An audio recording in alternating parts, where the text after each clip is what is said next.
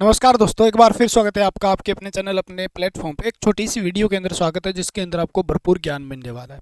यानी अगर आप इलेक्ट्रिशियन वायरमैन वगैरह से आईटीआई या डिप्लोमा वगैरह आपने इलेक्ट्रिकल से कर रखा है, तो आप अगर तैयारी करना चाहते हैं तो हमारे साथ एक ऐप है जिसका नाम है टेक कैप्सूल। ऐप पे जुड़ सकते हैं। ठीक है, इस वीडियो के अंदर आपको भरपूर जानकारी मिलेगी, प्रीवियस ईयर क्वेश्चन, पीएसपीसीएल। ठीक है, उसके बाद अगर बात करें आप तो एमपी का और इलेक्ट्रिशियन का बैच है, हरियाणा का शक्ति बैच है। तो इसके अनुसार आप तैयारी कर सकते हैं। एमपी लाइनमैन के लिए भी आपका एक बैच है इसके अंदर, तो आप हमारे साथ जुड़ सकते हैं। ये छोटा सा एक एडवर्टाइजमेंट का हिस्सा था जो हमें बताना पड़ता है, क्योंकि जब बताएंगे नहीं तो आप तक कैसे पहुँचेंगे। अगर आप गवर्नमेंट जॉब पाना चाहते हैं तो आइए, बहुत ही प्यार से एक चीज़ समझते हैं हम। टेक कैप्सूल ऐप पे आपको डाउनलोड करना है। सबसे बड़ी बात होती है पोटेंशियल क्या है जी। ठीक है, पोटेंशियल क्या है, टर्मिनल वोल्टेज क्या है, ईएमएफ क्या है। 10-15 मिनट में ये कंसेप्ट आपका मैं क्लियर करता हूँ। होता क्या है पोटेंशियल, ईएमएफ होता क्या है, टर्मिनल वोल्टेज क्या होता है, इनमें फ़र्क क्या होता है, पोटेंशियल डिफरेंस क्या होता है। आपको एक चीज़ पता हो, ये तो पता ही होगा, नहीं पता है तो फिर सीखने के लिए अपने साथ जुड़ना ही पड़ेगा। कहाँ जुड़े जी, ऐप पे आओ फिर तो भाई। ठीक है, मान लो ये अपने पास, ध्यान से सुन लेना, पॉजिटिव चार्ज। क्या है पॉजिटिव चार्ज? अगर कोई भी चार्ज है, आवेश है, चाहे नेगेटिव है चाहे पॉजिटिव, उसके चारों ओर का क्षेत्र, मान लो कोई चार्ज है, जैसे कोई गुंडा है मान लो, और उसके वो कहता है ना भी हाँ एक गुंडा है, उसका क्षेत्र है भाई, वहां हम नहीं जाएंगे। यानी जिस तरीके से गुंडे का क्षेत्र होता है उसी प्रकार चार्ज का भी एक क्षेत्र होता है, उसमें उसका प्रभाव रहता है। और जहां तक उसका प्रभाव महसूस किया जा सकता है उसे हम क्या कहते हैं, विद्युत क्षेत्र कहते हैं। यानी आवेश या चार्ज के चारों ओर का वह क्षेत्र जहां तक कोई दूसरा आवेश आकर्षण या प्रतिकर्षण बल महसूस करता है, उस क्षेत्र को विद्युत क्षेत्र कहा जाता है। ये बात आपने समझ ली होगी पहले ही। विद्युत क्षेत्र, इलेक्ट्रिक फील्ड उसको कहा जाता है। यानी इसके चारों ओर का बात माना तो क्या जाता है जी, अनंत तक माना जाता है। विद्युत क्षेत्र का उससे पूछ ले तो सदिश राशि होती है। माना कहाँ तक जाता है, कहाँ तक माना जाता है, अनंत तक। लेकिन प्रैक्टिकली ये संभव नहीं है। जैसे जैसे दूर जाओगे आवेश से उसका प्रभाव कम होना शुरू हो जाएगा। तो इसके चारों ओर का क्षेत्र क्या है, विद्युत क्षेत्र है। मान लो ये विद्युत क्षेत्र है। अब जी हमें क्या करना है, अगर इसके पास हम लेके आए, चार्ज में आपने पढ़ा होगा भी लाइक चार्ज जो होते हैं, लाइक चार्ज जो होते हैं वो क्या करते हैं, एक दूसरे में क्या करते हैं, रिपल्शन करते हैं। ठीक है, और अनलाइक चार्ज जो होते हैं वो एक दूसरे को क्या करते हैं, अट्रैक्ट करते हैं। यानी आपको कहे असमान आवेश क्या करते हैं, अट्रैक्ट करते हैं, आकर्षित करते हैं। ठीक है, अगर यही बात मैं ये कह दूं भी ये एक पॉइंट है हमारे पास इन्फिनिटी। ठीक है, क्या है, इन्फिनिटी एक पॉइंट है हमारे पास, यानी अनंत पर। ठीक है, अनंत से आपने क्या किया, देखो अनलाइक चार्ज यानी पॉजिटिव नेगेटिव एक दूसरे को क्या करेंगे, आकर्षित करेंगे। पॉजिटिव पॉजिटिव एक दूसरे को कहेंगे जा बेटे जा जा, इधर कोई काम नहीं तुम्हारा। नेगेटिव नेगेटिव को कहेगा जा, यानी प्रतिकर्षण होगा। ये बात अगर आपको समझ में आ जाती है तो विभव भी समझ में आ जाएगा। बताइए, अब यहां पर मैंने एक रखा, क्या रखा जी, चार्ज रखा। ठीक है, कोई चार्ज रखा, मान लो बहुत बड़ा चार्ज, अगर मैं 1 कूलाम रखता हूं यहाँ पर, 1 कूलाम मैंने चार्ज रख लिया। ठीक है, और मेरे को लेके आना है यहाँ पर। आप मेरे को ये बात बता दीजिए, अगर आपको समझ में आती है तो ये बात मेरे को बतानी है। अभी यहाँ तक लेके आना है मेरे को, दूरी तो तय करनी पड़ेगी। ठीक है ना, क्या करना पड़ेगा, कोई ना कोई दूरी तो इसने तय की होगी। इस चार्ज को यहाँ अपने आप तो आएगा नहीं, क्योंकि ये भी पॉजिटिव और ये भी पॉजिटिव, दोनों पॉजिटिव पॉजिटिव हो गए जी। तो ये क्या करेगा, इस क्षेत्र में आएगा, एक जा जा, यानी प्रतिकर्षण करेगा। अगर प्रतिकर्षण करेगा तो हमें क्या लगाना पड़ेगा, एक एक्सटर्नल फोर्स लगाना पड़ेगा, यानी एक बाह्य बल लगाना पड़ेगा। और बाह्य बल के द्वारा इस क्षेत्र के एक बिंदु पर उसको पहुंचाना पड़ेगा। ठीक है, यानी आपने क्या लगाया, बल लगाया जी, क्या लगाया, बल लगाया। ठीक है, एक दूरी को तय करवाकर यहां पर लेके आए, मान लो आप लेके आए ए पॉइंट पर, इस चार्ज को ये लेके आए, तो काम तो किया होगा आपने, कोई ना कोई तो कार्य किया होगा। यानी बल लगाकर जब भी कोई चीज़ की हम डिस्प्लेसमेंट करते हैं तो उसको हम बोलते हैं कार्य, आपको पता हो तो। बोले जी हाँ, ये बात तो हमने सुनी है। तो अनंत से उठाकर किसी पॉजिटिव चार्ज को, इकाई चार्ज को, ठीक है, विद्युत क्षेत्र के किसी बिंदु में ले आने में किया गया कार्य ही क्या कहलाता है, यानी इसको यहां पर उठाकर यहां ठोकने वाला कार्य ही क्या कहलाता है, विभव कहलाता है। समझ में आई बात है? ठीक है, यानी आपको कह दे अनंत बिंदु या इन्फिनिटी से, अनंत से 1 कूलाम आवेश को विद्युत क्षेत्र के किसी बिंदु, विद्युत क्षेत्र के किसी बिंदु पर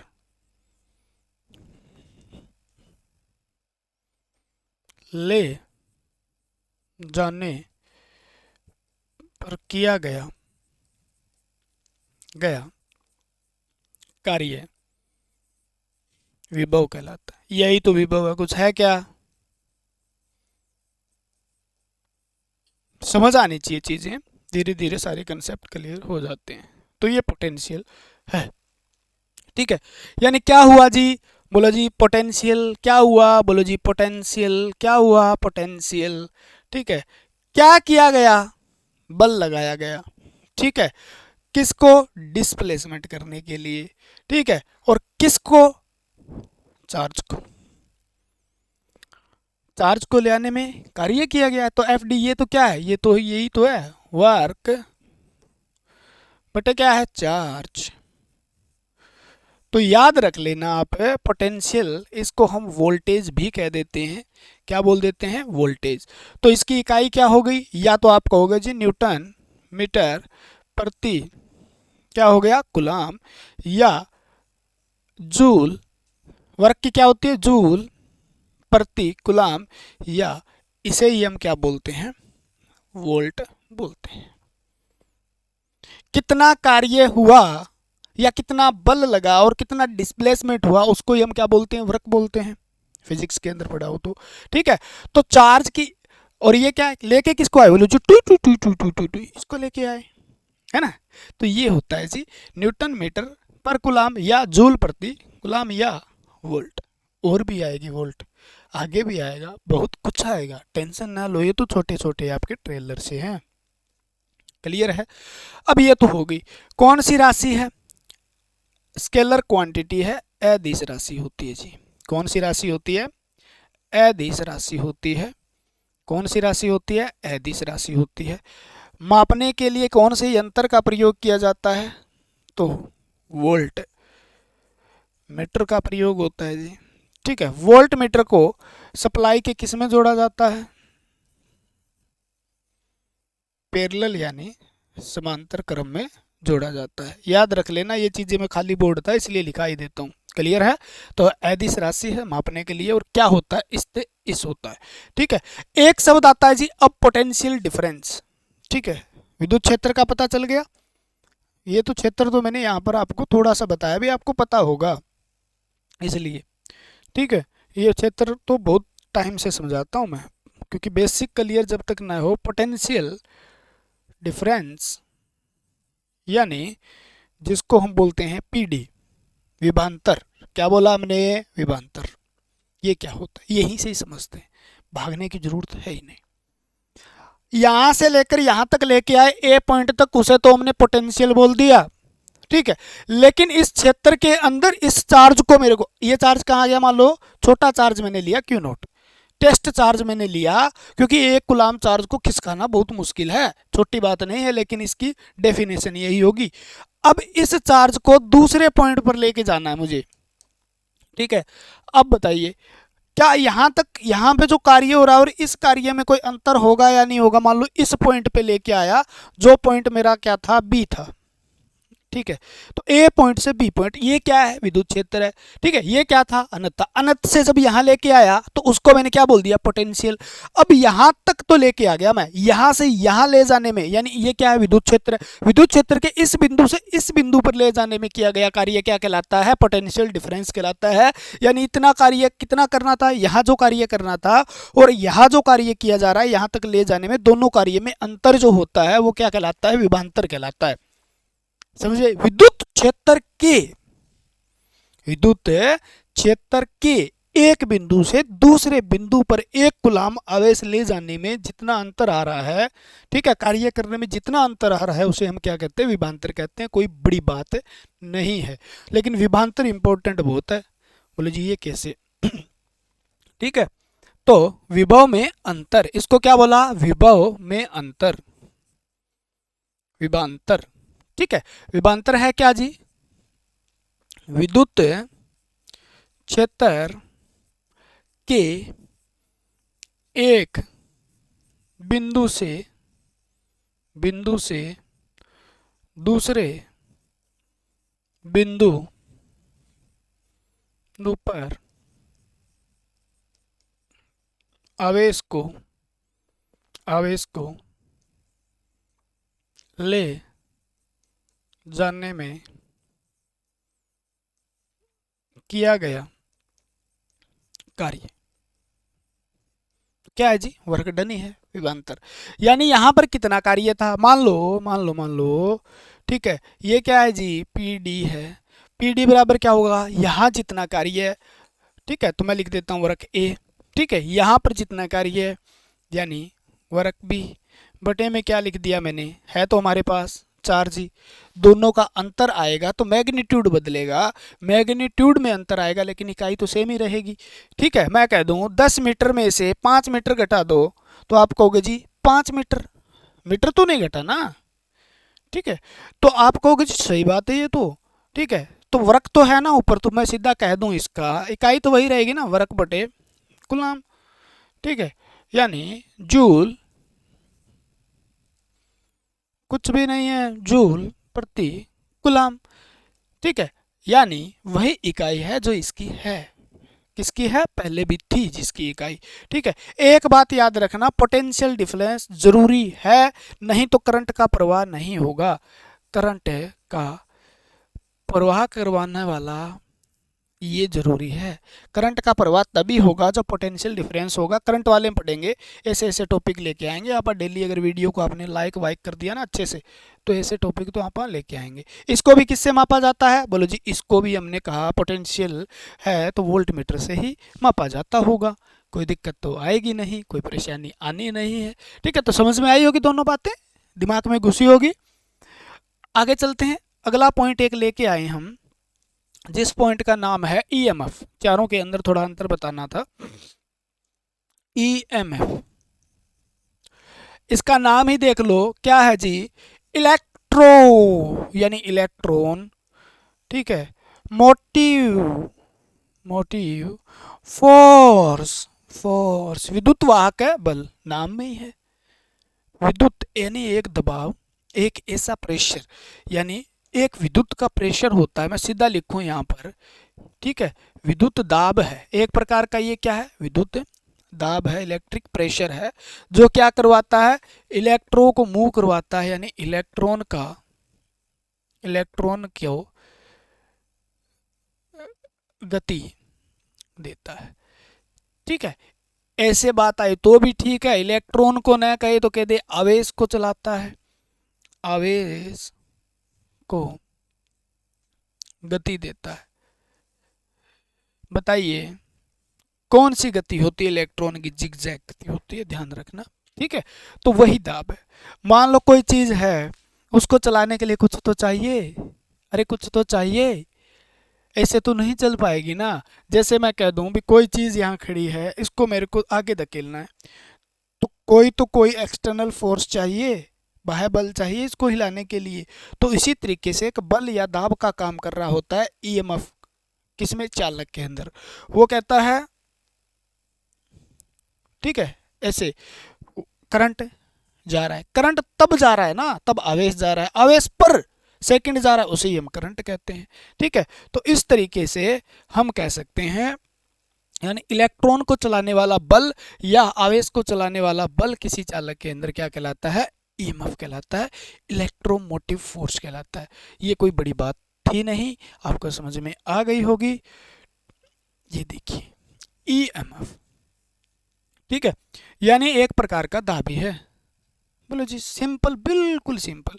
दाब है कैसे, और इसको उत्पन्न करने के लिए, ठीक है, इसको उत्पन्न करने के लिए हमें सोर्स की आवश्यकता पड़ती है। वो बैटरी भी हो सकता है, बैटरी से आप कर सकते हो, बैटरी या सेल या अल्टरनेटर या जनरेटर, ठीक है, अल्टरनेटर या जनरेटर। इससे क्या होगा, उत्पन्न होगा, क्या होगा, उत्पन्न है ईएमएफ, ठीक है। पोटेंशियल डिफरेंस क्रिएट होगा, high potential low potential create होगा, जिसकी वजह से इलेक्ट्रॉन का प्रवाह होगा, ठीक है। इलेक्ट्रॉन मूव करते हैं नेगेटिव से पॉजिटिव की ओर, और करंट मूव करता है पॉजिटिव से नेगेटिव की ओर। सारी बातें समझनी है हमें। तो ये उत्पन्न होता है ईएमएफ, ठीक है। ईएमएफ, इंड्यूस ईएमएफ, ईएमएफ भी दो प्रकार का हो सकता है। इंड्यूस ईएमएफ जो होता है, इंड्यूस ईएमएफ जो होता है वो आगे दो प्रकार का हो सकता है। एक होता है ट्रांसफॉर्मर में, ट्रांसफॉर्मर में, ठीक है, जिसे स्टैटिक्स ईएमएफ बोलते हैं। स्टैटिक से ईएमएफ स्थिर ईएमएफ, ठीक है। और अल्टरनेटर, अल्टरनेटर व जनरेटर के अंदर जो होता है उसको हम बोलते हैं डायनेमिक है। क्या बोलते हैं, डायनेमिक है, यानी गतिज ईएमएफ। तो इंड्यूस ईएमएफ का मतलब है उत्पन्न ईएमएफ, जो उत्पन्न किया गया है। ट्रांसफॉर्मर में भी किया जाता है, बैटरी के अंदर तो अलग प्रकार का ये है ना, तो रासायनिक क्रिया से करते हैं अपन। तो ये पैदा करने के लिए हम क्या कर सकते हैं, तो यही बातें थी ईएमएफ। मान लो, चलो यहाँ नहीं समझेंगे इस बात को, इसकी इकाई भी क्या है, इसकी इकाई की जब बात करते हैं तो ईएमएफ की इकाई बताइए मेरे को, यूनिट क्या होती है। ये भी एक अदिश राशि है, इकाई इसकी भी क्या होती है, वोल्ट ही होती है, ठीक है। और इसको मापने के लिए किसका यूज करते हैं, तो इसको मापने के लिए भी हम किसका यूज करते हैं, वोल्ट मीटर का यूज करते हैं, ठीक है। किसका, वोल्ट मीटर का यूज करते हैं। बिल्कुल बेसिक बातें थी जो हमने यहाँ पर समझ ली। एक चीज़ और आती है और हमारा टॉपिक ये जो हम लेके आए थे वो ख़त्म हो जाता है, जिसको हम टर्मिनल वोल्टेज कहते हैं, ठीक है, शिरा वोल्ट।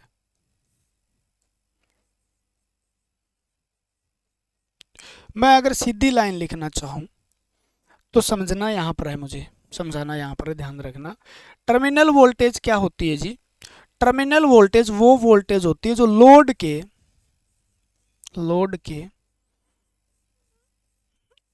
अक्रॉस मापी जाती है। क्या जाती है, लोड जो होता है उसके अक्रॉस मापी, समझना है हमें, समझने के लिए ये टॉपिक लेके आए हैं, ऐसा नहीं है।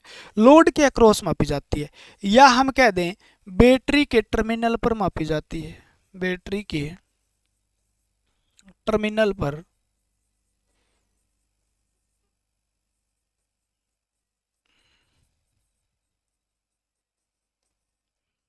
या आप कह दो अल्टरनेटर, अल्टरनेटर, ठीक है, जनरेटर,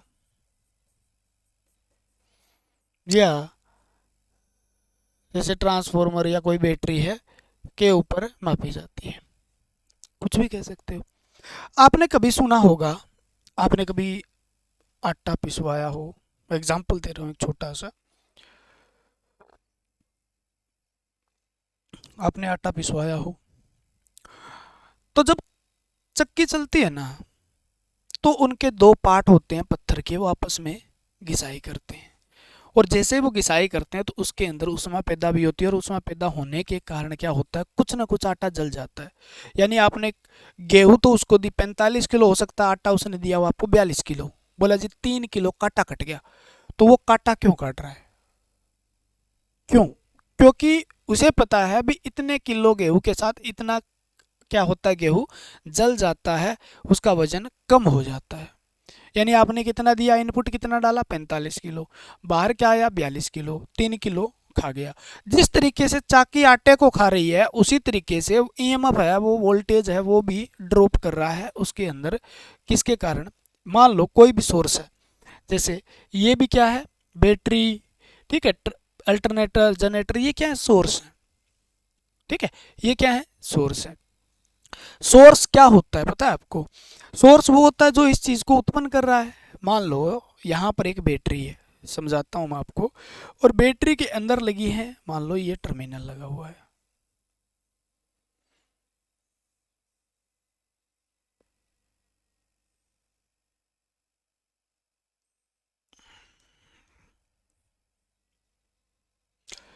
ठीक है, ये मान लो एनोड है और ये मान लो कैथोड है। ठीक है, और इसके अंदर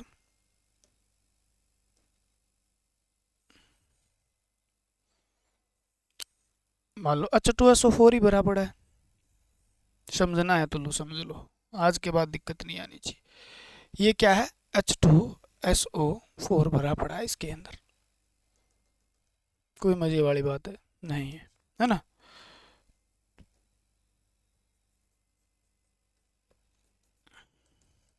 इसमें होती तो प्लेटें हैं, वो प्लेटें तो हम सेल के अंदर बात करेंगे। थोड़ा सा हम खाली छोड़ देते हैं इसको। हाँ, आपने क्या किया, इससे एक तार जोड़ा और यहाँ पर आपने एक बल्ब लगा दिया और वापस ले आए इधर।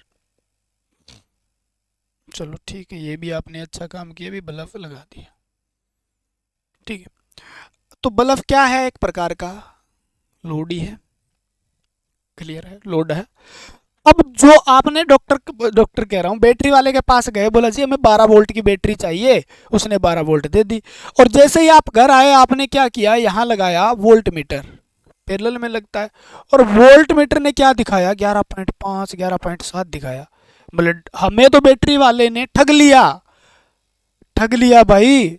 लेकिन उसका शब्द था ईएमएफ 12 वोल्ट, यानी इसके अंदर जब ईएमएफ उत्पन्न करने की जो क्षमता है इसकी, वो 12 वोल्ट है। ठीक है, लेकिन यहां से होकर जब यहां तक वोल्ट जाएगी तो इसके अंदर भी, इस चालक के अंदर भी, उन प्लेटों के अंदर भी रेजिस्टेंस होगा, जिसको हम क्या बोलते हैं? इंटरनल रेजिस्टेंस बोलते हैं। उस इंटरनल रेजिस्टेंस के कारण वोल्टेज ड्रॉप होती है, और वोल्टेज ड्रॉप का फार्मूला आपको पता ही है, अगर नहीं पता है तो यहां देख लीजिए। वोल्टेज ड्रॉप जो होती है वो क्या होता है जी? V जो होता है, वोल्टेज ड्रॉप है, वो क्या होती है? IR होती है। ठीक है, IR जो होता है यानी करंट और रेजिस्टेंस का गुणनफल है, वो वोल्टेज ड्रॉप कहलाता है। यहाँ पर आगे पढ़ेंगे वोल्टेज ड्रॉप या वोल्टेज राइज क्या होता है। ठीक है, तो वोल्टेज, यहाँ ये क्या है? करंट है, करंट है, और ये क्या है? रेजिस्टेंस है। लेकिन ये बड़ा रेजिस्टेंस है, बड़ा रेजिस्टेंस मतलब बाहर का लोड वगैरह का रेजिस्टेंस है। उसी प्रकार इसके अंदर भी कुछ रहा होगा, तो इसका कोई ना कोई क्या होगा? प्रतिरोध होगा जी। तो इसका भी कोई ना कोई इंटरनल रेजिस्टेंस रहा होगा, आंतरिक प्रतिरोध रहा होगा। ठीक है, अब आंतरिक प्रतिरोध आपने जैसे ही जोड़ा इसको, तो इसके अंदर धारा का प्रवाह भी हुआ होगा। लोड से जैसे ही जोड़ा तो धारा का प्रवाह हुआ होगा। और यहाँ पर आपने जैसे ही जोड़ा वोल्ट मीटर, तो ये वोल्ट मीटर कम दिखा रहा है। उसका कारण है क्योंकि आंतरिक प्रतिरोध के कारण भी कुछ ना कुछ वोल्टेज ड्रॉप हुआ होगा, और जितना ज़्यादा लोड बढ़ाओगे उतना ज़्यादा क्या होगा? वोल्टेज ड्रॉप होगा, क्योंकि I यही है जो इस तरीके से इधर जा रहा है, इधर से वापस आ रहा है। क्लियर है? अगर नहीं समझ में आया तो यहाँ पर देखिए, भी जो टोटल EMF था, ठीक है, टोटल क्या था आपके पास? EMF था, इलेक्ट्रोमोटिव फोर्सेस ने पैदा किया। इसके माइनस में क्या करना पड़ेगा हमें? ये करंट और इसकी आंतरिक प्रतिरोध का गुणनफल, तो हम कहते हैं I और स्मॉल r लिखते हैं, यानी वोल्टेज ड्रॉप बराबर किसके होता है? टर्मिनल वोल्टेज के। किसके होता है? टर्मिनल, यानी पैदा हुआ टोटल EMF टर्मिनल वोल्टेज नहीं है, इसके अक्रॉस वोल्टेज है। सीधा वोल्टेज कह दें तो इसके अक्रॉस जो वोल्टेज है लोड के, देखो वो वोल्टेज टर्मिनल वोल्टेज कहलाती है। इसी प्रकार से जनरेटर की बात करते हैं, इसी प्रकार अल्टरनेटर है, तो अल्टरनेटर की वाइंडिंग का कुछ ना कुछ तो प्रतिरोध रहा होगा, तो वो वाइंडिंग भी कुछ ना कुछ वोल्टेज ड्रॉप करेगी, यानी वोल्टेज ड्रॉप होने के बाद बाहर पहुंचा वोल्टेज ही क्या है? टर्मिनल वोल्टेज है। और उसके अंदर उत्पन्न हुआ बैटरी, जनरेटर, अल्टरनेटर के अंदर जो उत्पन्न हो रहा है वो EMF है। तो याद रखना, ईएमएफ से टर्मिनल वोल्टेज हमेशा हमेशा हमेशा कम होती है, ठीक है ना, हमेशा क्या होती है, कम होती है। आदर्श की बात करें तब दिक्कत आती है, आदर्श में तो फिर प्रतिरोध क्या हो जाए, जीरो हो जाएगा, तब टर्मिनल वोल्टेज और क्या हो जाती है, टर्मिनल वोल्टेज और ईएमएफ बराबर हो जाता है। जब वो आदर्श बैटरी की बात करता है, आइडियल बैटरी की बात करता है, आइडियल सेल की बात करता है, आइडियल अल्टरनेटर की बात करता है, आइडियल वोल्टेज सोर्स की बात करता है, तब की बातें अलग है, ठीक है। लेकिन ये हमेशा क्या होता है, तो आप लिखोगे टर्मिनल वोल्टेज जो होती है वो हमेशा हमेशा ईएमएफ से क्या होती है, ईएमएफ से कम होती है। यानी टर्मिनल वोल्टेज ही लिखता हूं मैं यहाँ पर समझने के लिए, टर्मिनल वोल्टेज क्या होती है, हमेशा ईएमएफ से कम होती है। यानी ईएमएफ ज़्यादा होता है क्योंकि आंतरिक प्रतिरोध के कारण कुछ ना कुछ वोल्टेज ड्रॉप हुई है, उसके बाद बची हुई वोल्टेज ही टर्मिनल वोल्टेज होती है जी, ठीक है। इकाई तो इसकी भी वही है जो आपकी है, ठीक है, इकाई तो इसकी भी वही है जो है, इकाई तो इसकी भी वही है। बोले जी क्या, इकाई तो वोल्ट ही है, अरे टर्म यूज हुई है, सौदा वही है, गंगाधरी शक्तिमान है यार, ठीक है। और मापते किससे हैं, तो इसको भी हम किससे मापते हैं, वोल्ट मीटर से, ठीक है। लोड ऑन किए बिना मापोगे तो थोड़े सा 12 वोल्ट से फिर भी कम दिखाएगा, लेकिन थोड़ा सा आपको सही दिखाएगा क्योंकि आपने वोल्ट मीटर भी जोड़ा है, तो इसका भी कुछ ना कुछ करंट तो बहेगा तभी तो माप पाएगा। तो इकाई वोल्ट ही होती है, वोल्ट मीटर से मापते हैं, सौदा ये था, कुछ भी नहीं था, ठीक है। ऐसे ही डरे बैठे थे भाई। बाकी बैटरी आगे, टर्मिनल वोल्टेज वगैरह सारी चीज़ें आगे हम पढ़ी रहेंगे, जब पढ़ेंगे तब बैटरी पढ़ेंगे, सेल पढ़ेंगे, ठीक है। तो ये थोड़ा और ज़्यादा डिटेल से था, थोड़ा और ज़्यादा डिटेल में समझने के भी समझ में आए। देखो किताबों में सारी चीज़ें लिखी हुई है, अगर आपको पढ़ना है किताबें पढ़ लो भाई, लेकिन सारी चीज़ें लिखी हुई है, लेकिन उसको समझना है तब हमारे पास आना पड़ता है, यानी उसको दिमाग में घुसाना है एक एक चीज़ को, तब हमारे पास आना पड़ेगा, ठीक है। तो वीडियो अच्छी लगी तो लाइक करें, कमेंट करें, इस प्रकार की सीरीज को स्टार्ट करना है रेगुलर, तो ज़्यादा से ज़्यादा कमेंट, ज़्यादा से ज़्यादा लाइक कर दें, और पहली बार चैनल से जुड़े हैं तो चैनल को सब्सक्राइब करना भी बिल्कुल न भूलें। तो आज के लिए इतना ही, जय हिंद जय भारत, मिलते हैं अगले वीडियो के साथ, भगवान आपका भला करे, जल्द से जल्द आपको प्यारी सी नौकरी दे, आप स्वस्थ रहिए, मस्त रहिए, धन्यवाद।